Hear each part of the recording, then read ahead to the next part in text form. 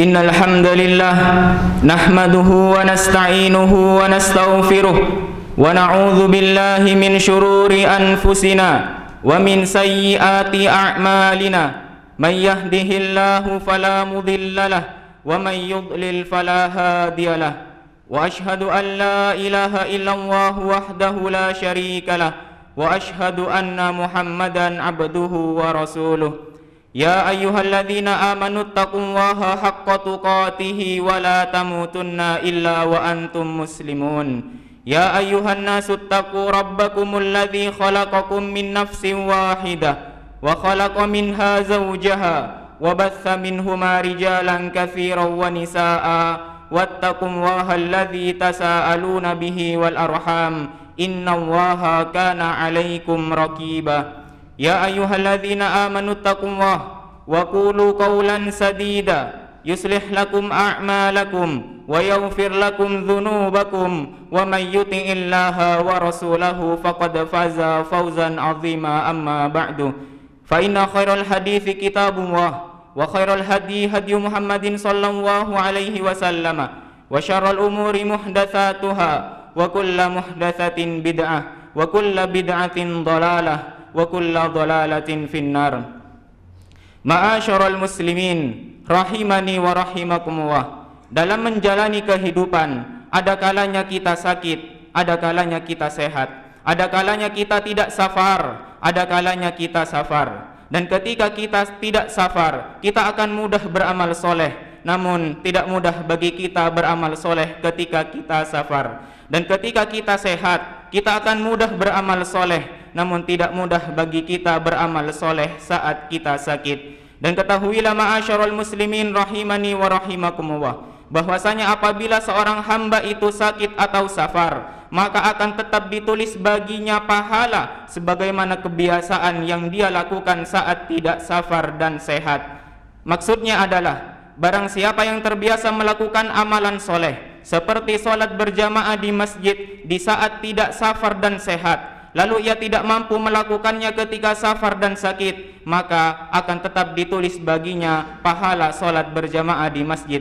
Nabi SAW pernah bersabda, "Idza maridal abdu aw safara kutiba lahu mithlu ma kana ya'malu muqiman sahihan." Kata Nabi SAW, apabila seorang hamba itu sakit atau safar, maka akan tetap ditulis baginya pahala sebagaimana kebiasaan yang dia lakukan saat tidak safar dan sehat.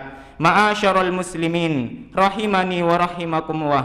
Adapun di antara amalan soleh yang mudah dilakukan saat tidak safar dan sehat, namun susah dilakukan saat safar dan sakit, yang pertama adalah sholat berjamaah di masjid bagi laki-laki. Berdasarkan keterangan di awal, jika ada seseorang terbiasa mengerjakan sholat berjamaah di masjid saat tidak safar dan sehat, lalu ia tidak mampu melakukannya saat safar dan sakit, maka akan tetap ditulis baginya pahala mengerjakan sholat berjamaah di masjid. Ma'asyiral muslimin rahimani wa rahimakumullah. Adapun di antara keutamaan mengerjakan sholat berjamaah, bahwasanya sholat berjamaah itu lebih baik 27 derajat dibandingkan sholat sendirian. Nabi SAW pernah bersabda, "Sholatul jama'ati tafdulu sholatal fadli bisab'in wa ishrina darajatan." Kata Nabi SAW, sholat berjamaah itu lebih baik 27 derajat dibandingkan sholat sendirian. Bahkan sebagian ulama ada yang mewajibkan sholat berjamaah di masjid bagi laki-laki berdasarkan firman Allah Subhanahu wa ta'ala, "Warka'u ma'ar raki'in." Dan rukuklah kalian bersama orang-orang yang ruku'. Ma'asyiral muslimin rahimani wa rahimakumullah. Yang kedua dari di antara amalan soleh yang mudah dilakukan saat tidak safar dan sehat, namun susah dilakukan saat safar dan sakit, yang kedua adalah mengerjakan 12 rakaat solat rawatib. Berdasarkan keterangan di awal, jika ada seseorang terbiasa mengerjakan 12 rakaat solat rawatib di saat tidak safar dan sehat, lalu ia tidak mampu melakukannya di saat safar dan sakit, maka akan tetap ditulis baginya pahala mengerjakan 12 rakaat solat rawatib, yaitu 4 rakaat sebelum zuhur, 2 rakaat setelah zuhur, 2 rakaat setelah maghrib, 2 rakaat setelah isya, dan 2 rakaat sebelum subuh. Ma'asyiral muslimin rahimani wa rahimakumullah.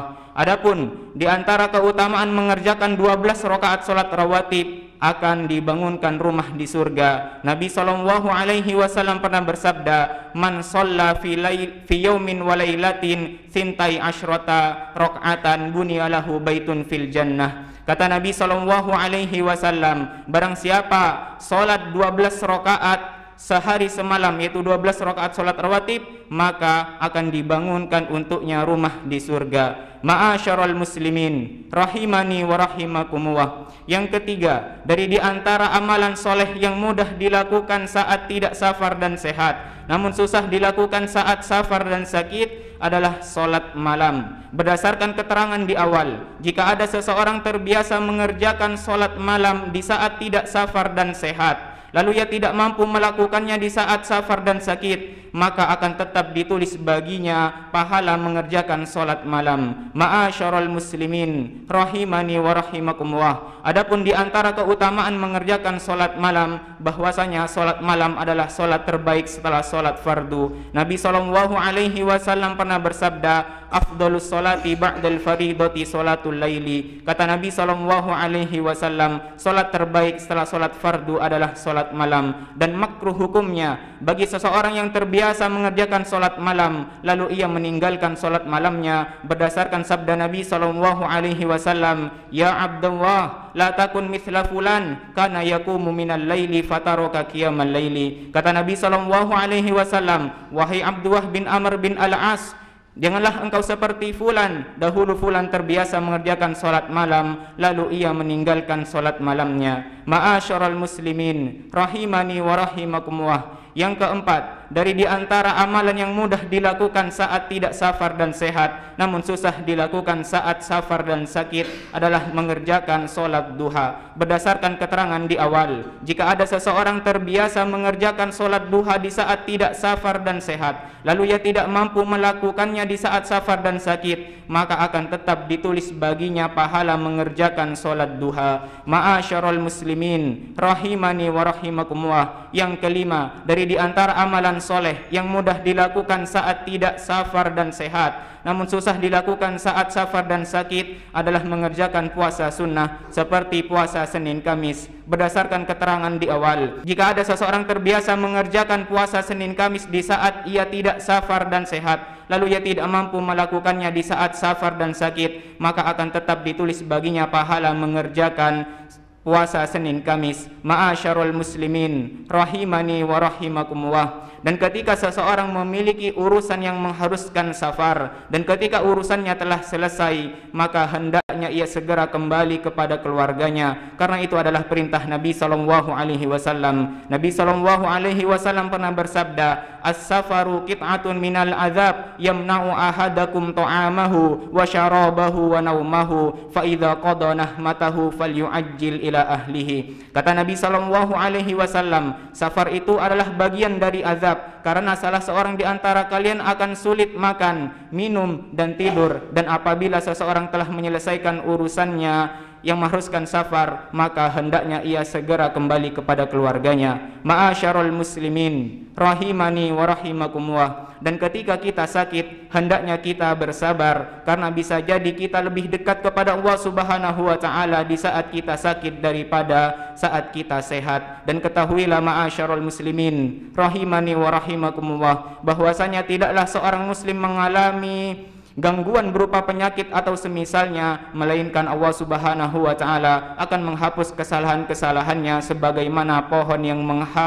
menggugurkan daunnya. Nabi SAW pernah bersabda, "Ma min muslimin yusibuhu adan minal maradi famasiwahu illa hattallahu bihi sayyiatihi kama tahuttu syajaratu waraqaha." Kata Nabi SAW, tidaklah seorang muslim mengalami gangguan berupa penyakit atau semisalnya, melainkan Allah Subhanahu wa taala akan menghapus kesalahan-kesalahannya sebagaimana pohon yang menggugurkan daunnya. Aqulu ma tasmaun wa astaghfirullahal azim li wa lakum min kulli dhanbin fastaghfiruhu innahu huwal ghafurur rahim.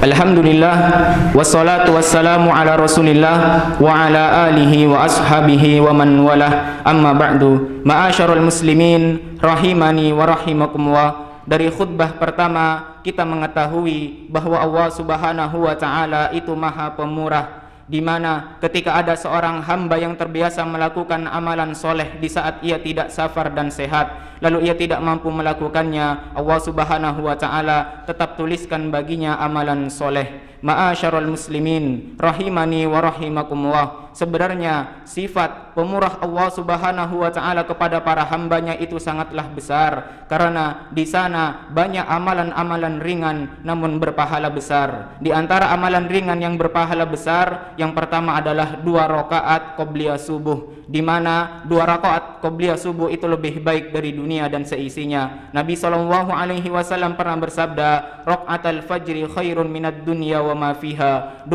rakaat sebelum subuh itu lebih baik dari dunia dan seisinya. Yang kedua, dari di antara amalan ringan namun berpahala besar adalah bersedekah meskipun sedikit, di mana bersedekah meskipun sedikit itu bisa menyelamatkan dari api neraka. Nabi SAW pernah bersabda, ittaqun nara walau bisyikki tamratin. Kata Nabi SAW, peliharalah diri kalian dari api neraka meskipun bersedekah dengan sepotong kurma. Jika demikian, ma'asyarul muslimin rahimani wa rahimakumullah, jangan pernah kita meremehkan diri kita sendiri ketika tiap Jumat kita bersedekah 5.000 atau 10.000 di kota amal masjid. Ma'asyarul muslimin rahimani wa rahimakumullah.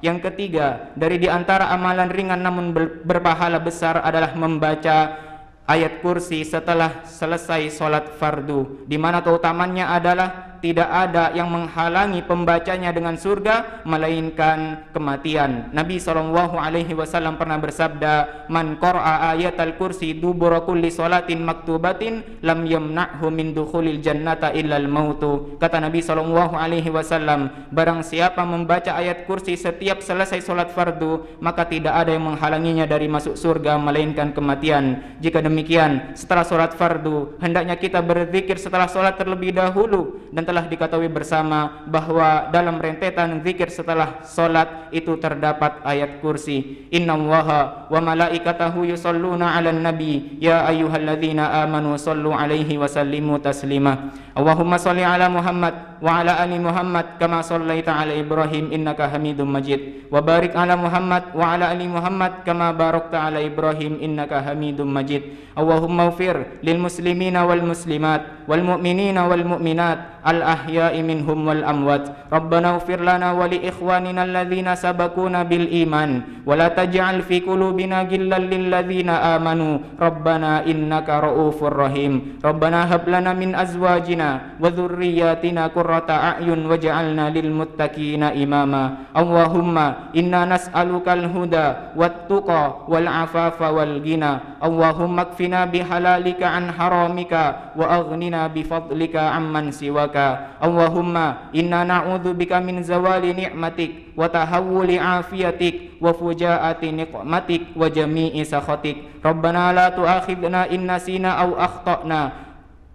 Rabbana wa la tahmil alaina isran kama hamaltahu ala alladhina min qablina. Rabbana wa la tuhammilna ma la taqata lana bih wa'fu anna waghfir lana warhamna anta maulana fansurna 'alal qaumil kafirin. Rabbana la tuzigh qulubana ba'da idh hadaitana wa hab lana min ladunka rahmah innaka antal wahhab. Rabbana atina fid dunya hasanah wa fil akhirati hasanah wa qina adzabannar. Aqimus shalah.